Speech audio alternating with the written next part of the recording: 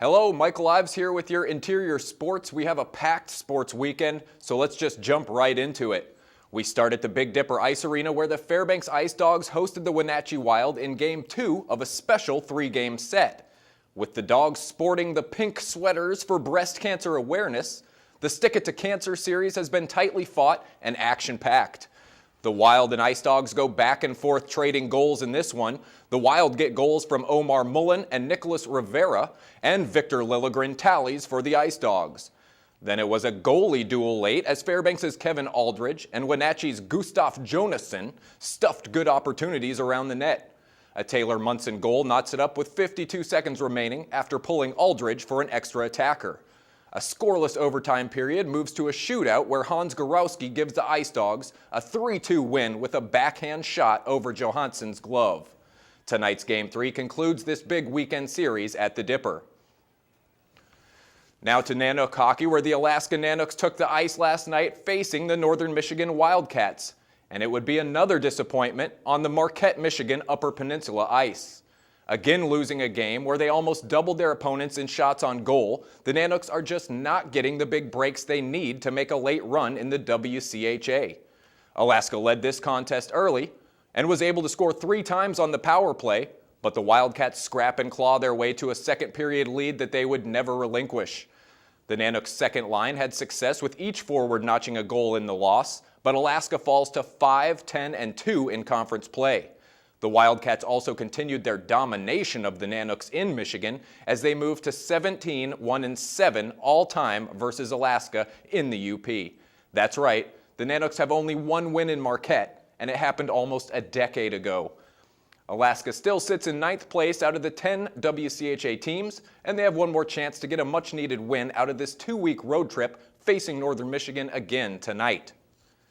Now to Rifle, where the number 2 spot in the nation is owned by your Alaska Nanooks. The Nooks hosted the number 9 ranked Ohio State Buckeyes today at the Patty Center. The Nanook Shooters will get a day's rest on Sunday and will be back at the range on Monday to face the Shooters from Citadel. We'll have final results right here on News Center 11 next week. Now to day 1 of the Telemark Distance Series cross-country skiing race, and it's in the books.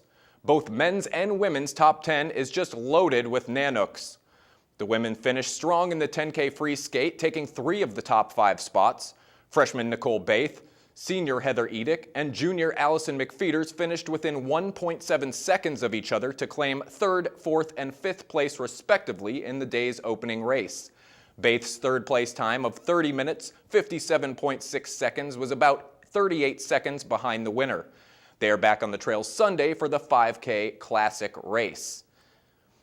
Now to the men's, where the men's placed 4 skiers in the 15K free skate top 10, led by senior Mac Olex, who finished 6th place, and 3 other Nanook players were in that top 10. Olex's time of 38 minutes and 31.5 seconds put him just 39 seconds behind the winner. Michael Fehrenbaugh, Logan Hahnemann, and Jonas Loeffler were the other Nanook top 10 finishers.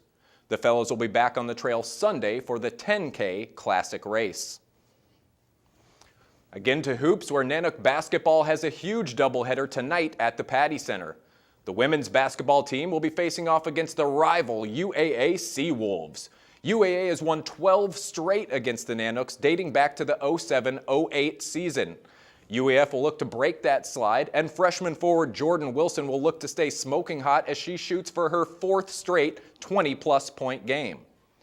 The women's game will be immediately followed by men's hoops as they face the Northwest Nazarene Crusaders and look to remain unbeaten at home on the season.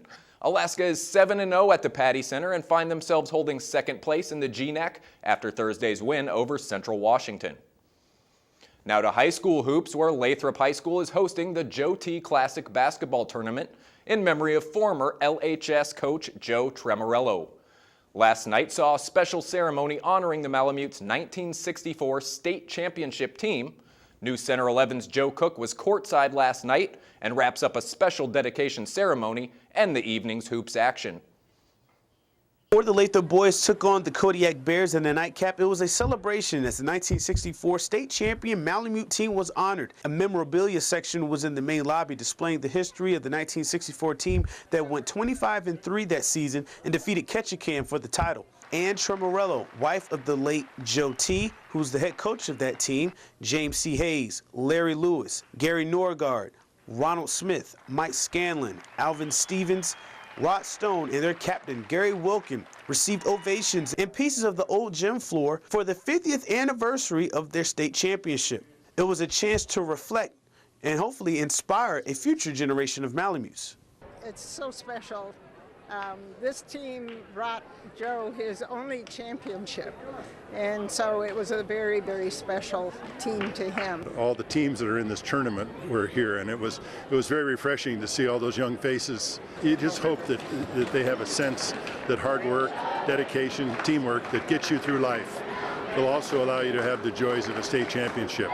So it was great to have them looking on, and if they pick up just that little bit of what it takes to be successful, this is all worthwhile. Now back to the action as Lathrop was fired up from the ceremony, and it showed. Lathrop pounced on the Bears and led 22-10 at the end of the first quarter.